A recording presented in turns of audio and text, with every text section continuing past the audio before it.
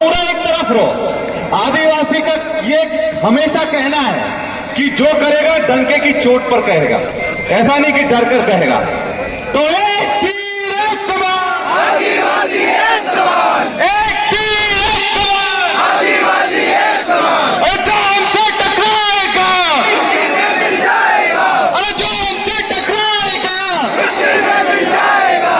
तो बस ऐसे ही दोगलों को मिट्टी में मिलाना है। हीरा भाई बोल रहे थे ना। और सबसे अच्छी बात, हम दोनों डॉक्टर हैं, हम दोनों इलाज करने आए हैं। जो अगर आदिवासियों पर आंख उठाएगा या आदिवासियों का अधिकार छीनेगा, उसका पूरे तरीके से इलाज करने का काम हम दोनों भाई, मोंटू भाई, हम सब लोग करने वाले हैं। और सबसे बड़ी बात, अगर आज हम यहां खड़े हैं तो हम बिकाऊ नहीं है। एक चीज समझ लेना, बीजेपी वाले क्या करते हैं, जो भी आवाज उठाता है सबसे पहले पैसा दे दो, यही करते ना। आजकल बिकने का सबसे अच्छा तरीका क्या है? पैसा और पावर। या तो उसको एक बड़ा पद दे दो या पैसा दे दो। और हमारे लोगों को तोड़ने के लिए भाजपा ये काम करती है।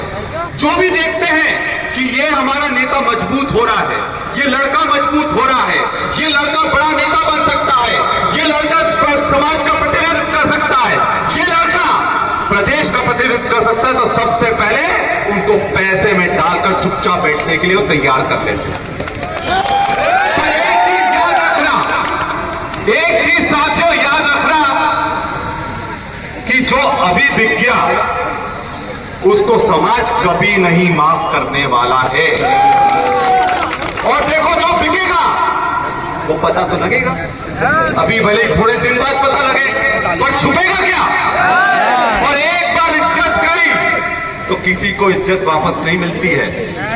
और एक चीज याद रखना, आज समाज के लिए लड़ने भिड़ने का समय है। डंके की चोट पर लड़ो, डरो मत, क्योंकि जो डर गया वो मर गया। जो डर गया ये भाजपा वाले होंगे, भाजपा वाले होंगे, जिनको लगता है। तो बात साफ है कि अब लड़ाई हमें पूरी ताकत से लड़ना पड़ेगी। और डरो मत। देखो, प्रदेश में सरकार किसकी है? प्रदेश में सरकार किसकी है?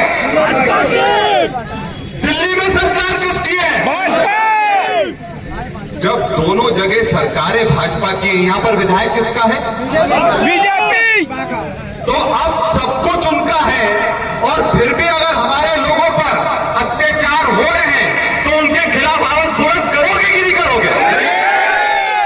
और देखो, जो ये कहता है कि राजनीति मत करो, ये कहते हैं भाजपा के खिलाफ बोलो मत, ये उनका मतलब होता है। भैया, राजनीति में आई तो है लड़ाई लड़ने के लिए, और अगर अपने आदिवासियों के लिए लड़ाई लड़े तो छोड़ दो राजनीति। राजनीति में क्यों है? अगर आज हम लोग अपने लोगों के लिए खड़े नहीं हो तो विधायक रहने का हमको अधिकार है क्या? अगर आज हम अपने आदिवासियों के लिए नहीं खड़े तो सांसद रहने का लोगों को अधिकार है क्या? और अगर आदिवासियों के लिए लोग खड़े नहीं रहे तो मुख्यमंत्री रहने का किसी को अधिकार है क्या? नहीं है। तो राजनीति का मतलब यही है कि अपने लोगों के लिए डट कर खड़े रहो, सड़कों पर भी लड़ो, संसद में भी लड़ो, विधानसभा में भी लड़ो। यही राजनीति का असली अर्थ है। और आपको बता दें, राजनीति का मतलब है लोगों के दिलों पर राज करना, वही राजनीति है।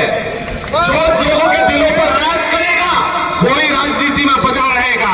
और जो लोग बिचौलिया बनकर हमारे अधिकारों को बेचने का काम करेंगे वो थोड़े दिन तक तो रहेंगे, पर उनका इतिहास में कभी नहीं नाम लिखा जाएगा।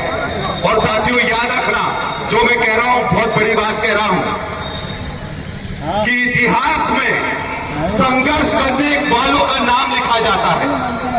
इतिहास में संघर्ष करने वालों का नाम लिखा जाता है, तलवे चाटने वालों का इतिहास कभी नहीं लिखा जाता। और इसलिए आज अगर हमारे आदिवासियों पर इस तरह का अत्याचार हो रहा है, उनके घर तोड़े जा रहे हैं, तो भैया वन मंत्री कौन है मुझे बताओ? वन विभाग किसके पास है? मुख्यमंत्री के पास है। किसके अधिकारी किसके अंडर में आते हैं? मुख्यमंत्री तो जब अगर वन